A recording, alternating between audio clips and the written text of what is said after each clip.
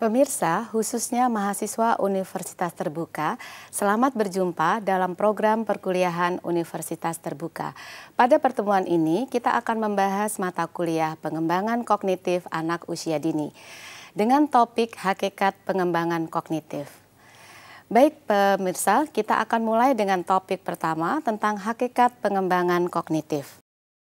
Dambaan orang tua dari kalangan manapun mereka berasal, dari desa, dari kota, orang kaya, orang setengah kaya, orang miskin abis sekalipun selalu mendambakan anak yang sehat, cerdas, ceria, dan berakhlak mulia. Jawabannya, ya iyalah, masa ya iya dong, duren saja dibelah bukan dibedong. Pemirsa yang budiman, semboyan ini dimiliki oleh bangsa Indonesia yang menginginkan anak usia dini di Indonesia menjadi anak yang sehat, anak yang cerdas, itu yang menjadi kajian kita pada kali ini, anak yang ceria dan berakhlak mulia. Apabila semua aspek ini sudah terpenuhi, maka lengkap sudah kehidupan ini. Pemirsa yang budiman, kita akan fokus pada pembicaraan tentang kecerdasan kognitif anak usia dini. Kita akan mulai dengan batasan pengembangan kognitif. Kita akan bicarakan tentang definisi dan peristilahan. Intelijensi. Intelijensi adalah kemampuan yang dimiliki oleh seseorang untuk melakukan suatu tindakan, untuk menentukan tujuan-tujuan baru dalam hidup, membuat dan mempergunakan alat untuk mencapai tujuan tertentu. Ada definisi lainnya tentang intelijensi. Intelijensi itu merupakan satu hal yang bukan bersifat tunggal, tetapi intelijensi itu bersifat jamak. Dan kita akan mengambil salah satu pendapat dari Wechsler yang mengatakan bahwa intelijensi adalah kemampuan untuk bertindak secara terarah, berpikir secara rasional dalam menghadapi lingkungannya secara efektif. Para pemirsa yang budiman, sedangkan kognisi diartikan sebagai suatu proses berpikir. Di dalam proses berpikir ini berhubungan dengan lingkungan di mana kita berada. Seseorang dengan berbagai minat terutama ditujukan kepada ide-ide dan belajarnya. Mahasiswa Universitas Terbuka, itulah definisi dari intelijensi dan kognisi. Berikutnya, Howard L. Gardner atau kita kenal dengan Gardner menjelaskan tentang bentuk-bentuk intelijensi. Ada 3 bentuk intelijensi.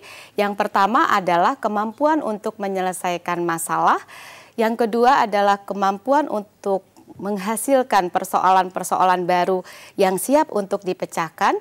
Dan yang ketiga adalah kemampuan untuk menciptakan sesuatu atau memberikan penghargaan dalam budaya seseorang. Ini adalah 3 bentuk intelijensi yang dikemukakan oleh Gardner. Selanjutnya, Gardner dikenal dengan teori multiple intelligences yang diterjemahkan ke dalam bahasa Indonesia menjadi kecerdasan jamak. Gardner menyimpulkan bahwa ada paling tidak 7 daerah yang otonom dalam sistem otak dan masing-masing mempengaruhi satu macam kecerdasan dan mempengaruhi keberadaan anak menjadi anak yang super. Para pemirsa yang budiman, setelah melakukan penelitian-penelitian selanjutnya pada tahun 93, Gardner sampai kepada definisi yang ke-8 dan ke-9 dari kecerdasan jamak. Apa, mengapa, dan bagaimananya nanti kita akan lihat setelah ini. Para pemirsa, ini adalah 9 kecerdasan yang diungkapkan oleh Gardner di dalam hasil penelitiannya. Yang pertama adalah kecerdasan linguistik. Kecerdasan linguistik digunakan oleh seseorang untuk mengasah kemampuan-kemampuan dalam hal keberbahasaan dan juga berkomunikasi. Kemudian kecerdasan interpersonal. Kecerdasan interpersonal adalah kecerdasan bagaimana seseorang bisa berhubungan dengan orang lainnya. Lalu yang berikutnya ada kecerdasan intrapersonal. Kecerdasan intrapersonal ini digunakan oleh seseorang untuk membangun motivasi dirinya, mengembangkan bakatnya dan minatnya sampai dengan rasa percaya diri pada orang tersebut. Yang berikutnya ada kecerdasan musikal, yaitu kepekaan seseorang terhadap lagu, syair, tepuk, dan sebagainya. Dan kecerdasan naturalis adalah kecerdasan ketika seseorang itu berhadapan dengan lingkungan sekitarnya. Pada anak usia dini misalnya ketika kita mengajarkan kepada anak-anak tidak boleh membuang sampah pada tempatnya.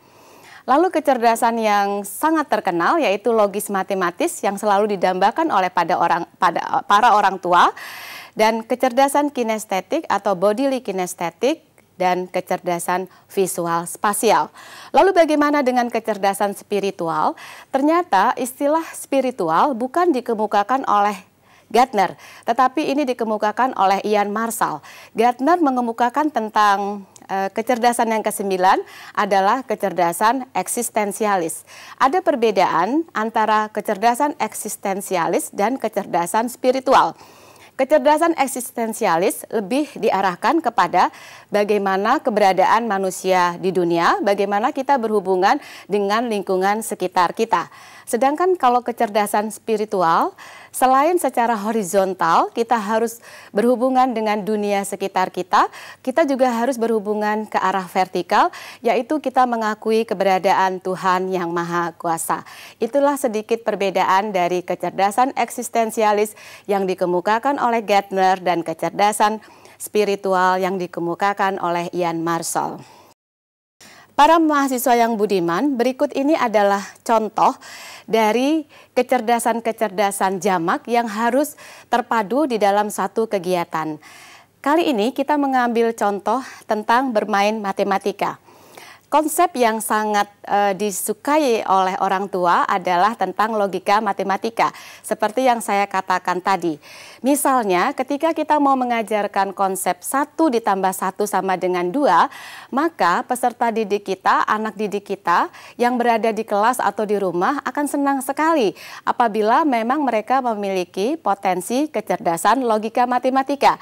Tetapi bagaimana dengan anak-anak yang memiliki kecerdasan linguistik, kinestetik, visual spasial, inter dan intrapersonal, musikal ataupun naturalis?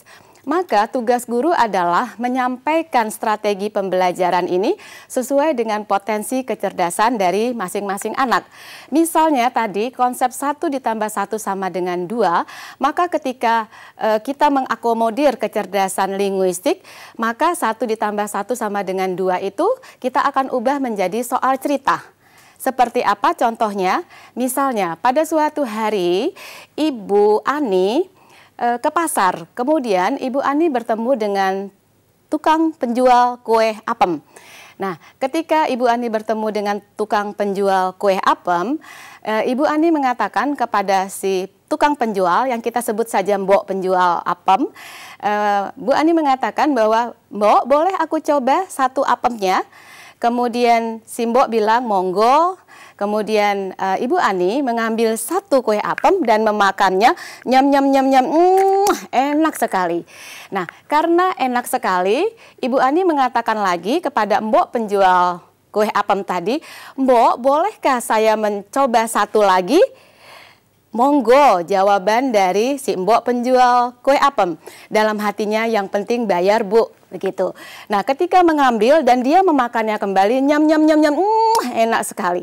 Nah, ketika kita bertanya kepada murid-murid kita berapa kue apem yang sudah dimakan oleh Ibu Ani, maka jawabannya tentu adalah 2. Nah, itu sama dengan konsep 1 ditambah 1 sama dengan 2.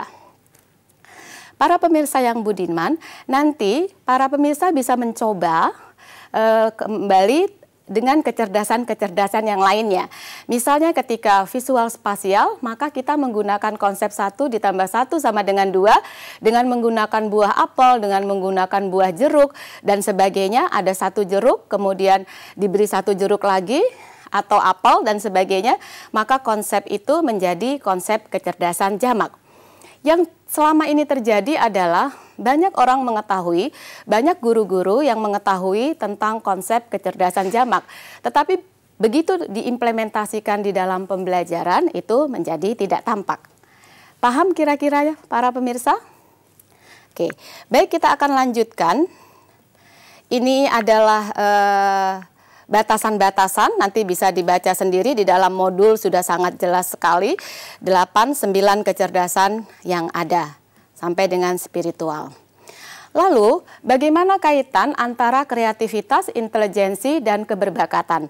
Ketiganya ini sangat dekat hubungannya, kreativitas, intelijensi, dan keberbakatan. Mari kita simak bersama definisi dari kreativitas. Kreativitas merupakan salah satu ciri dari perilaku intelijen, karena kreativitas juga merupakan manifestasi dari proses kognitif yang kita kenal dengan kognisi tadi. Sedangkan keberbakatan, seseorang pada hakikatnya dapat dikelompokkan dengan 3 ciri-ciri.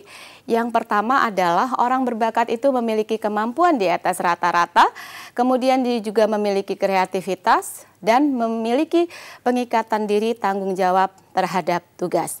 Lalu hubungan antara ketiganya adalah orang yang kreatif pada umumnya sudah pasti memiliki intelijensi dan keberbakatan. Nah, namun orang yang punya intelijensi tinggi belum tentu tingkat kreativitasnya juga tinggi. Saya serahkan kepada pemirsa mau memiliki kreativitas yang tinggi atau intelijensi yang tinggi.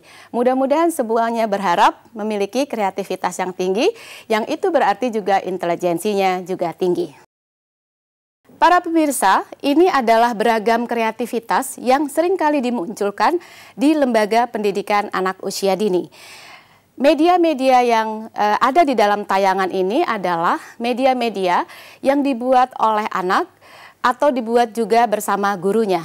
Kita bisa lihat, pemirsa bisa perhatikan beragam kreativitas pada gelaran sentra matematika atau ada gelaran sentra bahan alam. Kemudian ada sentra fun cooking dan terakhir ada gelaran sentra seni dan kriya. Apabila kita perhatikan, berbagai macam bentuk kreativitas ini menjadi sangat menarik dan kita pun bisa menjadi kreatif melalui contoh-contoh yang ada. Kemudian kita menambahkan satu komponen saja dari media yang sudah ada, jadilah kita orang yang kreatif. Semoga ini semua bisa menjadi perhatian dari kita semua, terutama guru-guru dan mahasiswa Universitas Terbuka yang tentunya harus kreatif. Oke, sebagai kesimpulan, makna dari perkembangan kognitif bagi kehidupan anak ini diambil dari Malthus, Feldman, dan Gardner yang menggambarkan tentang perkembangan kognitif sebagai kapasitas untuk tumbuh, menyampaikan, dan menghargai maksud dalam penggunaan beberapa sistem simbol yang secara kebetulan ditonjolkan dalam bentuk setting. Sistem simbol ini meliputi kata, gambar, isyarat, dan angka. Oke, ada beberapa dasar dari pengembangan kognitif. Yang pertama adalah pendekatan behavioris, yang kedua adalah pendekatan Piagetian, dan pendekatan psikometri. Secara sederhana, pada pendekatan behavioris, seseorang itu melakukan peniruan terhadap orang lain sehingga ilmu yang dimiliki orang lain atau pengetahuan yang dimilikinya terinternalisasi. Sedangkan melalui pendekatan Piagetian dikatakan bahwa seseorang itu mendapatkan pengetahuan dengan caranya sendiri, dengan caranya yang berbeda. Dan di dalam modul kelima kita juga membahas tentang bagaimana seorang anak membangun pengetahuannya ala Piaget. Dan terakhir pendekatan psikometris mencoba untuk mengukur perbedaan kuantitatif dalam kemampuan kognitif dengan menggunakan tes yang mengindikasikan kemampuan ini. Salah satunya adalah tentang tes intelijensi yang pernah kita kenal. Pemirsa, khususnya mahasiswa Universitas Terbuka, dimanapun Anda berada, sampai di sini perjumpaan kita kali ini. Semoga tayangan ini bermanfaat bagi Anda. Selamat belajar dan sukses selalu.